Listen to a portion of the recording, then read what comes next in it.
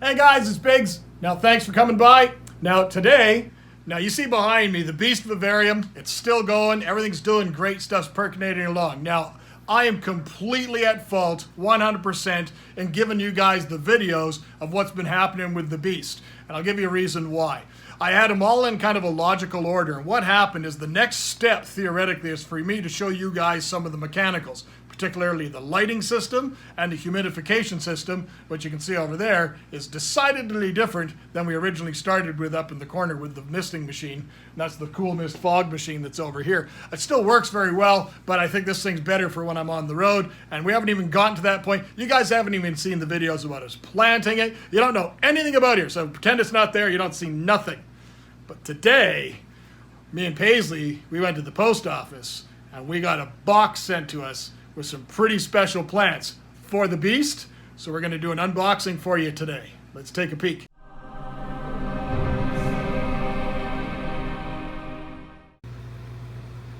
Okay, you guys have heard me talk about these plants before, particularly the ones here that we're seeing in the background. These are pitcher plants. These are Asian Nepenthes pitcher plants, and they shoot out these gorgeous little pitchers or traps, and there's many different species. Here's a new one that's being developed right now that's going to open up. Here's one that's on its way out, and they develop on the node of each leaf stem as they're coming out. As long as they've got high enough humidity, they seem to thrive. What's really cool is if you look back there, there's a little tiny baby one that's growing there that's only about an inch long. I think that's absolutely awesome. When this plant actually went into this vivarium setup, that little was actually a separate little plant that broke off, and it's doing really, really well. So we could actually even move that somewhere else if we wanted to. And it's actually developing another little pitcher back there. So that's really, really cool. But Nepenthes, they all come from either lowland forest or highland forest. Now the only difference between the two is really in regards to their culture. The lowland ones are easy to grow at room temperatures. They don't need those big extreme swings. But the ones that grow up in the highlands, that grow up in the top of the mountains, they need that high humidity, but they also need those real drastic drops at night for night temperatures and stuff. Now, I think they're absolutely awesome. I think they really, really set the tone for vivariums like that. And maybe we got some of these type of plants in our box. Let's take a look. So I got my little helper here. That's Paisley. You want to wave and say hi to everybody? All right. Well, Paisley's always helping me doing different projects and stuff. And before we do the unboxing of the little thing here, you guys might remember back, and I'll tag the video up in the corner, but I ordered some seeds. Now, I know that's the big thing right now. If you get unsolicited seeds from China, you're not supposed to do anything with it. Well, mine weren't unsolicited. Mine I actually ordered. I ordered off that site Wish. It's a great name for a website because you send them money and you wish that the product would someday just miraculously show up. There's random little things that we're waiting on that were ordered like 4 or 5 months ago, and you never know if they're going to show up or not. But the stuff's really, really cheap. And what was in this one is these were actually the Nepenthe Seeds. And often a way of getting seeds or actually accessing Nepenthes, they're kind of challenging plants, and they're often very pricey because it's all shipping them from like countries like Indonesia, Borneo, that sort of stuff. So often if you can buy seeds, you can often try and do them. So I'm doing them in sphagnum, moss, and peat. So it's low pH, very, very loose medium, very, very humid. And the lid is just tight on right now, but it's not normally tight like that when it's underneath the lights, and it goes on top of one of my fish tanks. But they have not germinated that I've seen anything yet. But that's not necessarily a bad thing. Some of the Nepenthe seeds can often sit for well over a year. So if you're not patient, don't even try. These ones were these were sowed on February 21st. So we don't really know. As I mentioned in that video, there was when we did order these seeds actually arrived and went to my country mailbox down the road in the middle of dead winter up here in Canada. So the chances of them being still good, we don't really know. But seeds are often things that they often put into cryostasis.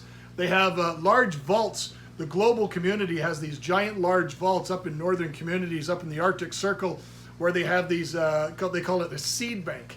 And it's to maintain seeds in the event of a global, not necessarily a pandemic, but something were to happen and plant life were to be almost extirpated off the planet.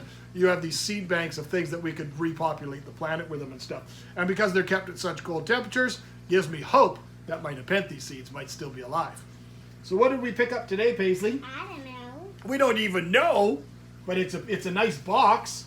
Now this box There was a place in Canada that comes extremely, extremely highly recommended, and it's called Tails and Scales. And they're in Ontario. I don't know if they're right downtown Toronto or not, but they are in Toronto, Ontario. And this guy comes really, really highly recommended.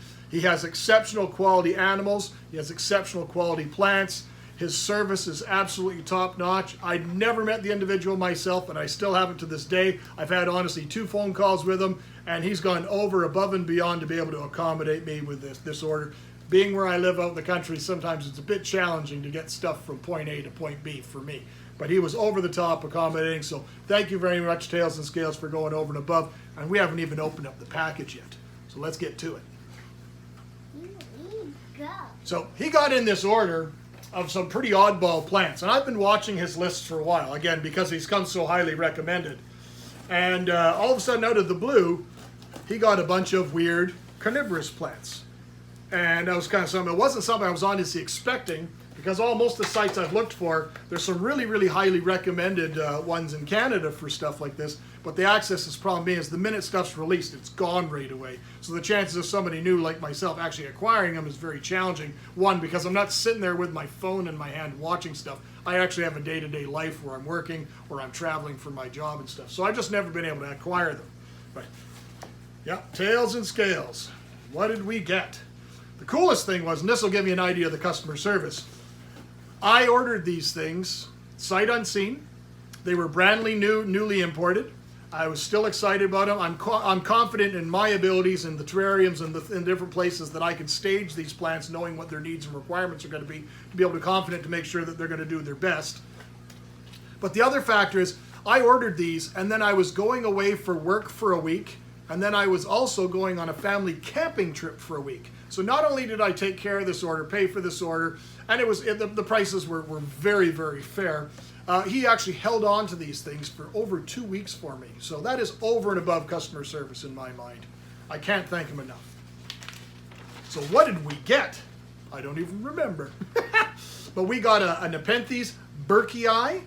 We got a Noreglia guacamole. That is a bromeliad. And we got a Nepenthe Maxima and a Nepenthe Rafflesiana. And he's got my notes and everything like that. So this guy is absolutely over the top. So let's see what they look like. Very, very well packaged. Okay? Very, very well packaged. This was shipped by a direct carrier. We actually used Purulator, so it was easy to get it to me. Let's see what we got. Lots of nice little loose, airy paper to make sure it's got lots of space. And they all fit in this nice little box. Now, some of them I knew were going to be very small. It even said on the website, exceptionally small, meaning it's probably just a seedling that's been freshly transplanted out of something like that. Careful. Now, the first one, this one, is the Noreglia. I ordered this one specifically because I wanted to get a slightly different color.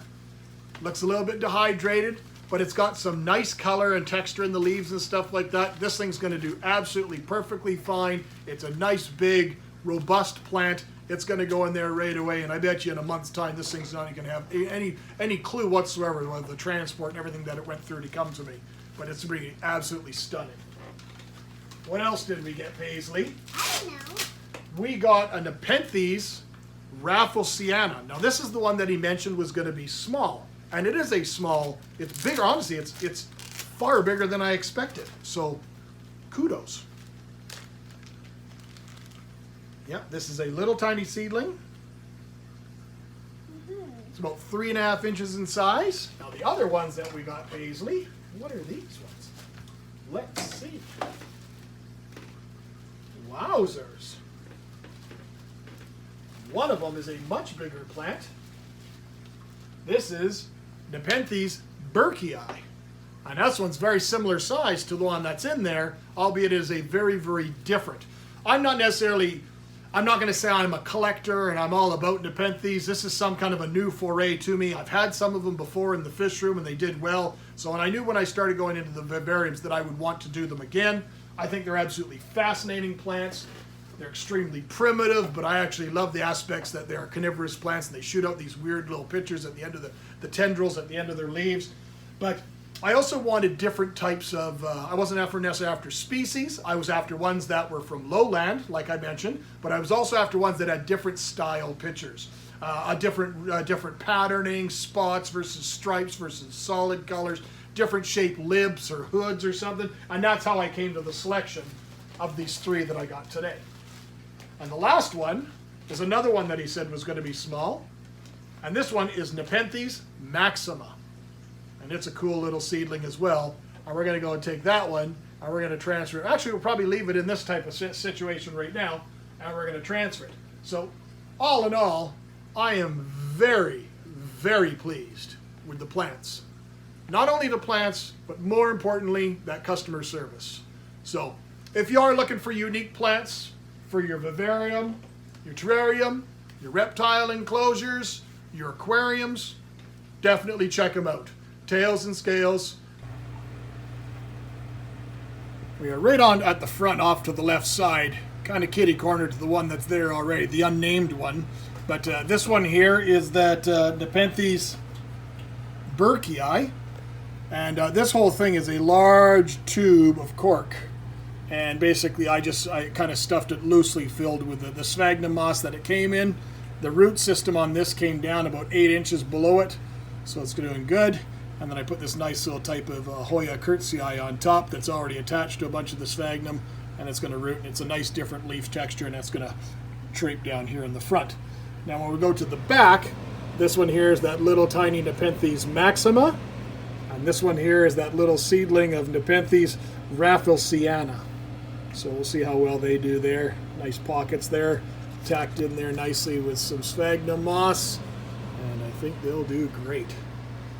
Very excited to see these guys develop. Super cool.